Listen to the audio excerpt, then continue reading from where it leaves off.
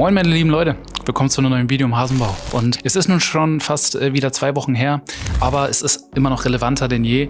Und es geht um das Treffen zwischen Donald Trump und Wladimir Putin. Am 15. August 2025 in Alaska. Warum wird dieses Ereignis als entscheidender Moment gesehen? Und was lief da ab? Und warum reden alle darüber? Nach nun 3,5 Jahren Krieg nun das erste Treffen zwischen Donald Trump und Wladimir Putin.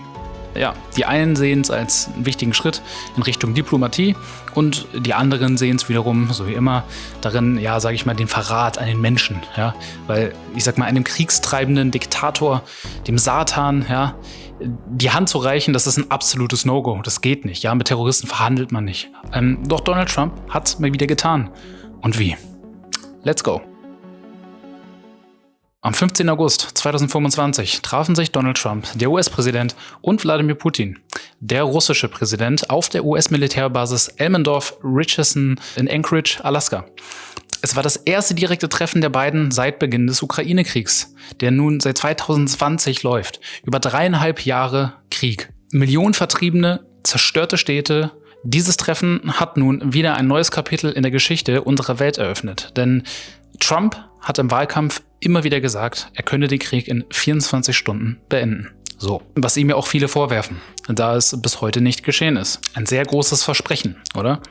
Und dieses Treffen war also, könnte man sagen, ein großer Zug, um zu zeigen, was er denn nun wirklich im Sinn hat. Dieser Konflikt hat nicht nur die Ukraine und Russland, sondern die ganze Welt in eine Krise gestürzt. Und ich glaube, gerade wir in Europa erkennen das besonders. Von Energiepreisen, die globale Sicherheit, Flüchtlingsströme. Trump und Putin wollten über eine mögliche Waffenruhe oder sogar ein Ende des Kriegs reden. Und das allein macht das Treffen riesig. Denn jeder Fortschritt könnte Millionen Menschen Hoffnung geben. Ich meine, sich das mal auf der Zunge zergehen zu lassen. Nach Jahren von Kämpfen sitzen 2 der mächtigsten Männer der Welt zusammen, um über Frieden zu sprechen. Also diese Macht, die dort verkörpert wird, finde ich selbst immer wieder nicht wirklich greifbar, wenn man darüber nachdenkt, weil das ist ein Moment, der Geschichte schreiben könnte oder auch nicht. Dieses Treffen war ein diplomatischer Volltreffer für Putin. Russland ist seit 2020 international isoliert, sagen sie zumindest hier in Europa. Internationale Sanktionen, ein Haftbefehl des Internationalen Strafgerichtshofs gegen Putin, ne? Keine Einladung zu großen Gipfeln und dann Trump lädt ihn in die USA ein. Für Putin war das halt eine riesige Chance, Russland wieder als globale Macht zu präsentieren, was sie ja sowieso ist. Aber ja, die Bilder von ihm und Trump, wie sie zusammen in The Beast, Trumps gepanzerte Limousine, durch Anchorage fahren, waren pure Symbolik und es signalisiert halt, Russland ist wieder back in the game. Und generell, ohne Scheiß, immer wenn ich Putin und Trump sehe, also ungelogen, schaut euch doch mal diese Typen an, ja, wie er auf Trump zugeht. Ja, die beiden sind 1A, wie so 2 beste Schulfreunde, die sich nach Jahren nun endlich mal wieder sehen. Und Putin kann sich halt das Grinsen so gar nicht verkneifen. Und ich weiß nicht, das kennt ihr doch bestimmt auch alle richtig gut, oder? Aber ich muss ganz ehrlich sagen, es ist, muss ich ganz ehrlich sagen. Also immer wenn ich die sehe, habe ich halt genau dieses Gefühl. So. Und ich meine, haben die wirklich Unklarheiten oder einen Streit oder ähnliches am Laufen? Ich weiß nicht. Deren Körpersprache gibt mir genau das gegenteilige Gefühl. Und ich will damit nicht sagen, dass ich jetzt wüsste, was hier abgeht zwischen denen, aber dennoch kommt bei mir immer dieses Gefühl auf, wenn ich die beiden sehe. Und ja, genau dieser Eindruck wird, denke ich, an viele Menschen vermittelt. Und das macht, finde ich, halt dieses Treffen zu einem entscheidenden Moment.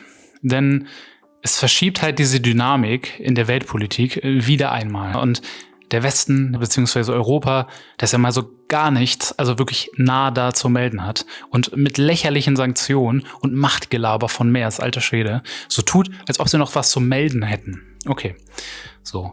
Und nun Donald Trump, der wie ein Profi vom Herrn Putin einlädt, so, ja, komm mal vorbei.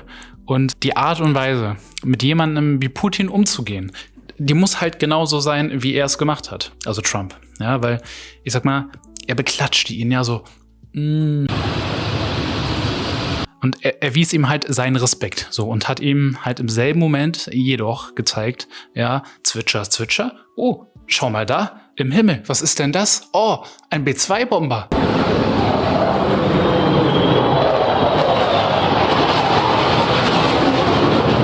Looks like there's a jet flyover right now. We can see it in the air. So, und als wir mit dem Auto dann weiterfuhren, oh wow, guck mal hier, Papa, da sind noch mehr B-2-Bomber. Oh, so, und das war, das war so geil. Und das Geile finde ich auch, dazu kommt ja, also weder Zelensky, der ukrainische Präsident, noch irgendwelche Vertreter aus Europa waren direkt dabei. Also es gab halt Ängste, dass Trump und Putin über Dinge wie Gebietsabtretung reden könnten und etwas, das die Ukraine kategorisch ablehnt und auch Europa, das die Ukraine massiv unterstützt, war außen vor. Oh nein, das hat natürlich massives Misstrauen hier geschürt hier in Europa. Was wird da hinter verschlossenen Türen besprochen? Weil wir machen sowas ja nie. So, und dieses Treffen war also nicht nur ein Schritt Richtung Frieden, sondern auch eine Möglichkeit, über die Köpfe der Betroffenen hinweg zu entscheiden. So. Trump hat sich also mit diesem Treffen mal wieder als der Vermittler inszeniert, was ja zurzeit auch sehr gut läuft bei ihm, könnte man so sagen, weil er hat vorab mit harten Folgen gedroht, 100% Zölle auf russische Produkte, falls Putin nicht kooperiert, so. Und gleichzeitig hat er das Treffen als ersten Schritt verkauft mit der Aussicht auf ein zweites Treffen, bei dem Zelensky ja dabei sein könnte. Vielleicht so. Und das Ganze war ja so eine Mischung aus Show und Strategie, so wie meiner Meinung nach eigentlich immer bei ihm. Diese Militärbasis in Alaska war auch kein Zufall, denn sie hat nämlich symbolisch gesehen vielerlei Bedeutung. Ja? Und die Basis liegt nämlich geografisch sehr nah an Russland. Und da Alaska und Sibirien durch die Beringstraße getrennt sind. Das macht Elmendorf-Richardson also zu einem symbolischen Treffpunkt für eine Begegnung zwischen den USA und Russland, was halt die physische Nähe zwischen den beiden Nationen unterstreicht. Alaska war zudem bis 1867 russisches Territorium und was auch wieder eine historische Verbindung herstellt. Interessant ist, während des Kalten Krieges war Elmendorf-Richardson ein zentraler Stützpunkt zur Überwachung und Abwehr der Sowjetunion mit dem Motto Top Cover for North America. Die Basis war halt darauf ausgelegt, nukleare Angriffe zu erkennen und russische Flugzeuge abzufangen, was sie zu einem Symbol der Konfrontation zwischen den USA und Russland machte. Ein Treffen an diesem Ort könnte als Signal für eine neue Ära der Entspannung interpretiert werden. Also als wollte Trump halt damit ausdrücken, dass der Kalte Krieg vorbei sei und eine neue Ära zwischen den USA und Russland beginnt. Gleichzeitig könnte die Wahl eines ehemaligen Anti-Russen-Bollwerks aber auch als, ironisch oder provokativ wahrgenommen werden. Insbesondere, da die Basis weiterhin russische Flugzeuge abfängt, die in den US-Luftraum eindringen. Aber gut, ist halt auch Trump, so ein bisschen sticheln darf halt nicht fehlen. Okay, und das Treffen endete nun anscheinend erstmal ohne konkrete Vereinbarungen. Zumindest will man uns das glauben lassen. Sag ich jetzt so. Kein Friedensvertrag, keine Waffenruhen, nada. Trump hat zwar von Fortschritten gesprochen und Putin hat vage von einer Übereinkunft geredet, aber keiner hat Details geliefert, was ja nichts heißen muss direkt. Und trotzdem hält das Treffen die Tür für weitere Gespräche offen.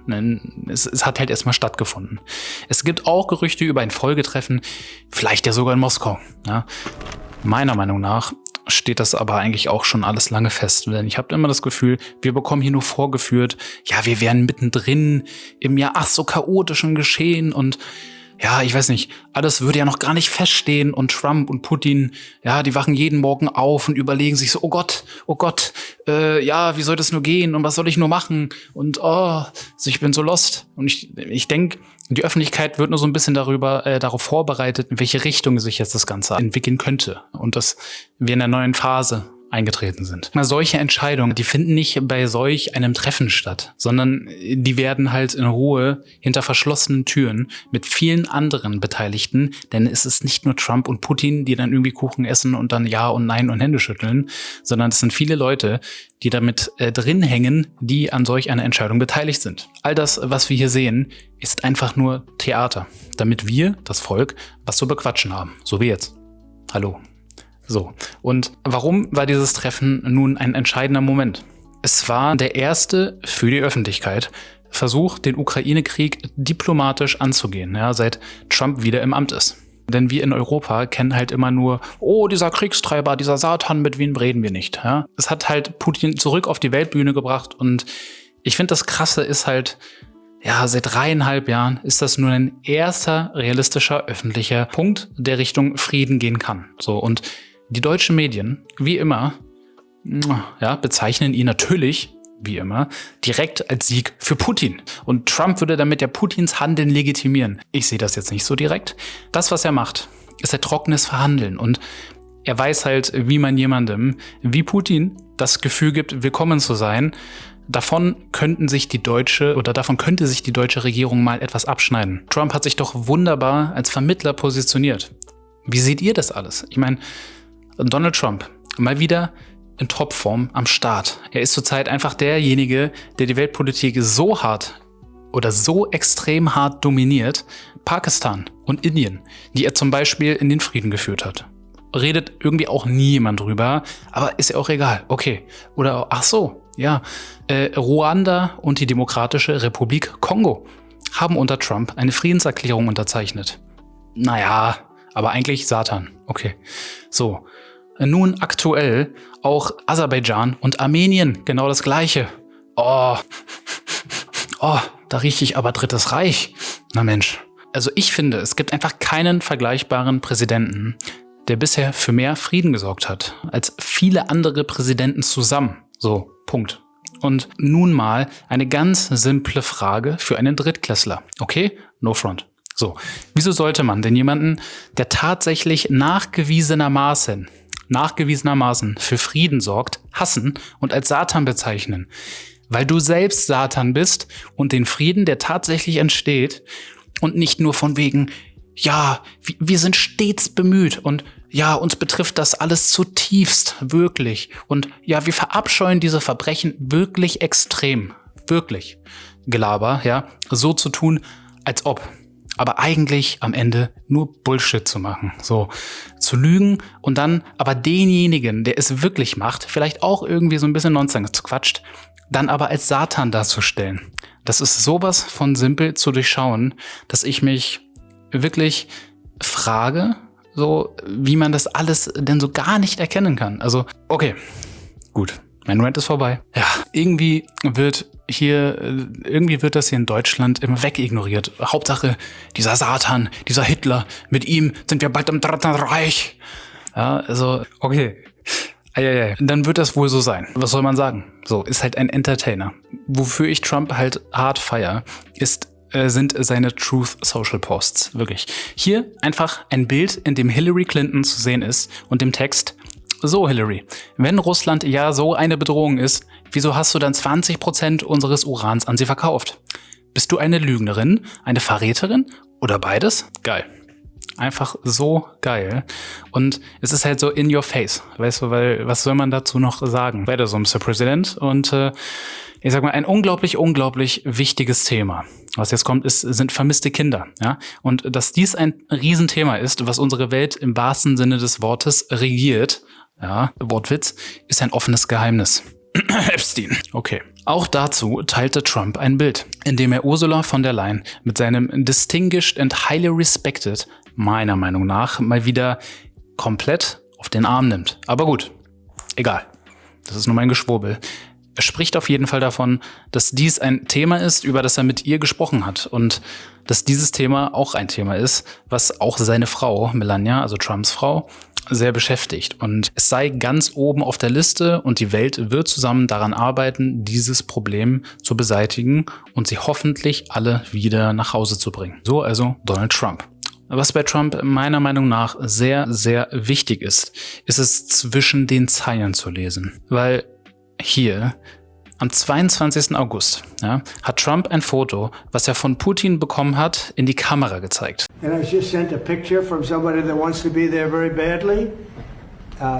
He's been very respectful of me and of our country, but not so respectful of others. But I'm going to sign this for him, but I was sent one and I thought you'd all like to see it. That's a man named Vladimir Putin, who I believe will be coming, depending on what happens.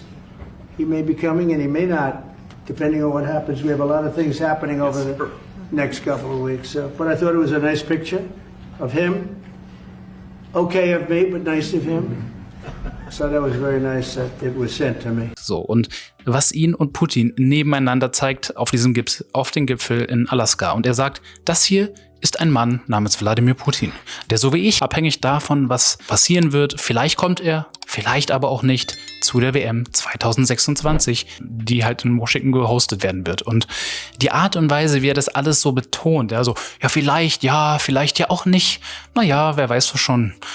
Ich meine, Bro, come on, als ob du sowas einfach so sagst, wenn da nichts im Hintergrund schon läuft. Ja, das ist einfach so Trump und einfach nur straight in your face. So. Und ja, ihr könnt ja selber darüber nachdenken, was das alles wohl so bedeuten mag und mir das gerne mal in die Kommentare schreiben. Da wäre ich euch wirklich sehr, sehr dankbar. Und ja, das sind alles so riesige Themen, über die man tagelang ohne Pause sprechen könnte. Ja, da wird echt noch einiges auf uns zukommen. Ich habe so das Gefühl, es geht gerade erst los, beziehungsweise es hat noch nicht mal wirklich begonnen. Ich bin wirklich sehr gespannt, was jetzt alles auf uns zukommt. Ja, die Zeiten sind so verrückt, es wird nicht langweilig. Die Epstein-Akten, die sind immer noch nicht vom Tisch. AfD wird irgendwie 2026 auch schon antizipiert. I don't know, es hört einfach nicht auf. Wird Trump den Krieg wirklich beenden können? Schreibt es in die Kommentare. Wie gesagt, lasst gerne ein Like da. Abonniert den Kanal, wenn ihr mehr von solchen Videos wollt. Schreibt mir gerne auch in die Kommentare, über was ihr vielleicht auch gerne Videos sehen wollen würdet. Ja, ich bedanke mich sehr für eure Aufmerksamkeit, liebe Leute, und wünsche euch eine harmonische Zeit. Bleibt in eurer Mitte. Habt euch gegenseitig lieb. Seid füreinander da. Bis dahin, Leute. Ciao, ciao.